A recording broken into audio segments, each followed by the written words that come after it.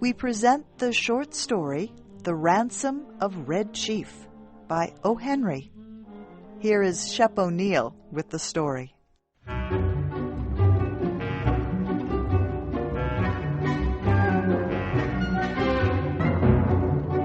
It looked like a good thing. But wait till I tell you. We were down south in Alabama, Bill Driscoll and myself, when this kidnapping idea struck us. There was a town down there as flat as a pancake and called Summit. Bill and I had about $600. We needed just $2,000 more for an illegal land deal in Illinois. We chose for our victim the only child of an influential citizen named Ebenezer Dorset. He was a boy of 10, with red hair. Bill and I thought that Ebenezer would pay a ransom of $2,000 to get his boy back, but wait till I tell you. About 2 miles from Summit was a little mountain covered with cedar trees. There was an opening on the back of the mountain. We stored our supplies in that cave. One night, we drove a horse and carriage past old Dorset's house.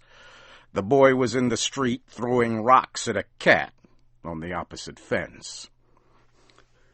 "Hey, little boy," says Bill, "would you like to have a bag of candy and a nice ride?" The boy hits Bill directly in the eye with a piece of rock. That boy put up a fight like a wild animal, but at last we got him down in the bottom of the carriage and drove away.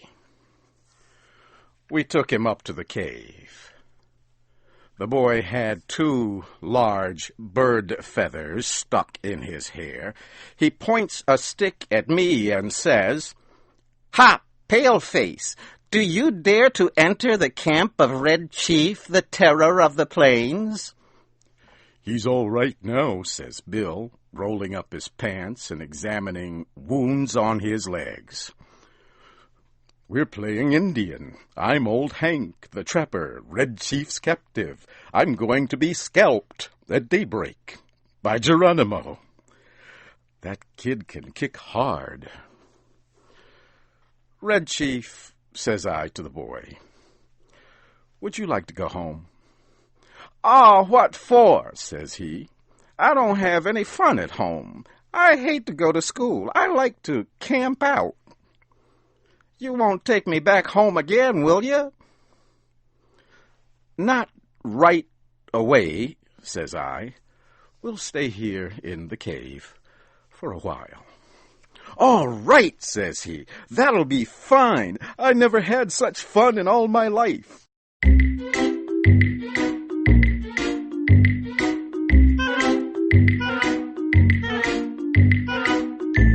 We went to bed about 11 o'clock. Just at daybreak, I was awakened by a series of terrible screams from Bill. Red Chief was sitting on Bill's chest with one hand holding his hair. In the other, he had a sharp knife. He was attempting to cut off the top of Bill's head based on what he had declared the night before. I got the knife away from the boy, but after that event, Bill's spirit was broken. He lay down, but he never closed an eye again in sleep as long as that boy was with us. "Do you think anybody will pay out money to get a little imp like that back home?" Bill asked. "Sure," I said. "A boy like that is just the kind that parents love. Now, you and the chief get up and make something to eat while I go up on the top of this mountain and look around." I climbed to the top of the mountain. Over toward Summit, I expected to see the men of the village searching the countryside, but all was peaceful. "Perhaps," says I to myself, It has not yet been discovered that the wolves have taken the lamb from the fold. I went back down the mountain. When I got to the cave, I found Bill backed up against the side of it.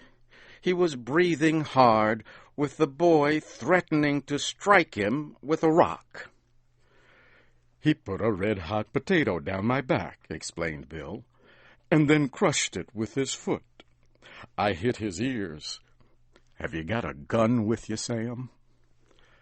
I took the rock away from the boy and ended the argument. "I'll fix you," says the boy to Bill. "No man ever yet struck the Red Chief but what he got paid for it. You better be careful." After eating, the boy takes a leather object with strings tied around it from his clothes and goes outside the cave, unwinding it. Then we heard a kind of shout. It was Red Chief holding a sling in one hand. He moved it faster and faster around his head. Just then I heard a heavy sound and a deep breath from Bill. A rock, the size of an egg, had hit him just behind his left ear. Bill fell in the fire across the frying pan of hot water for washing the dishes. I pulled him out and poured cold water on his head for half an hour. Then I went out and caught that boy and shook him. "If your behavior doesn't improve," says I, "I'll take you straight home. Now are you going to be good or not?" "I was only funnin'," says he. "I didn't mean to hurt old Hank, but what did he hit me for? I'll behave if you don't send me home." I thought it best to send a letter to Old Man Dorset that day, demanding the ransom and telling how it should be paid. The letter said, "We have your boy hidden in a place far from Summit. We demand $1,500 for his return. The money to be left at midnight tonight at the same place and in the same box as your answer. If you agree to these terms, send the answer in writing by a messenger tonight at 8:30. After crossing Owl Creek, on the road to Poplar Cove, there are 3 large trees. At the bottom of the fence, opposite the 3rd tree, will be a small box. The messenger will place the answer in this box and return immediately to Summit. If you fail to agree to our demand, you will never see your boy again. If you pay the money as demanded, he will be returned to you safe and well within 3 hours." I took the letter and walked over to Poplar Cove. I then sat around the post office and store. An old man there says he hears Summit is all worried because of Ebenezer Dorset's boy having been lost or stolen. That was all I wanted to know.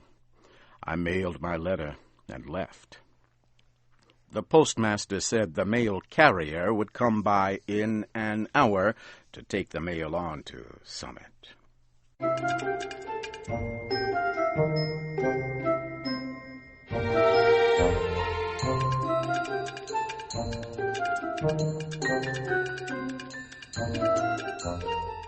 At 8:30, I was up in the 3rd tree, waiting for the messenger to arrive.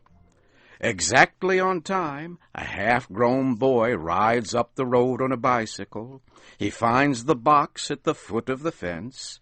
He puts a folded piece of paper into it and leaves, turning back toward Summit. I slid down the tree, got the note, and was back at the cave in a half hour. I opened the note and read it to Bill. This is what it said.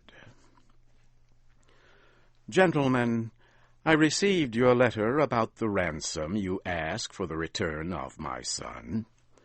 I think you're a little high in your demands.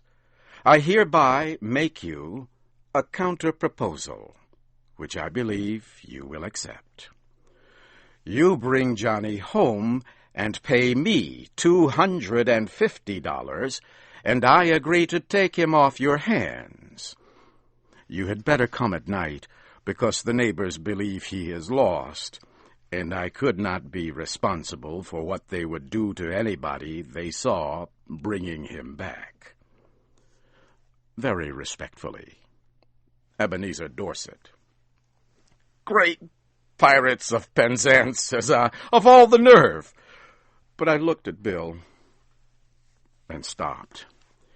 He had the most appealing look in his eyes I ever saw on the face of a dumb or talking animal.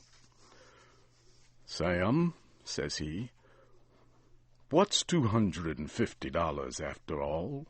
We've got the money. One more night of this boy will drive me crazy. I think Mr. Dorset is making us a good offer. You aren't going to let the chance go, are you? Tell you the truth, Bill, says I, this little lamb has got on my nerves, too. We'll take him home, pay the ransom, and make our getaway. We took him home that night.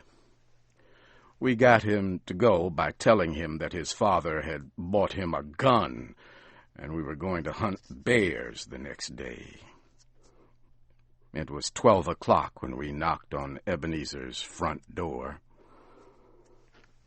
Bill counted out $250 into Dorset's hand.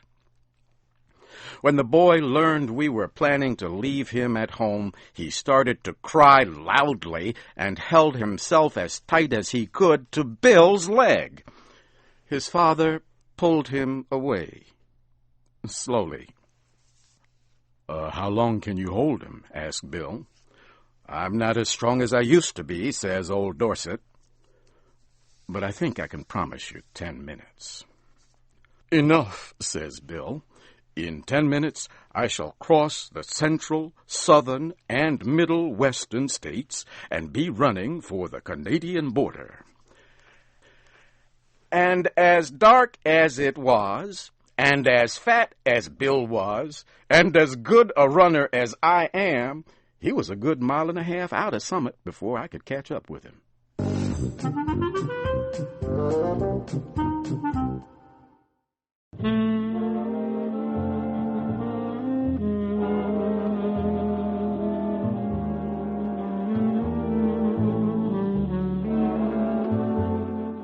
You have heard the American story, The Ransom of Red Chief, by O. Henry.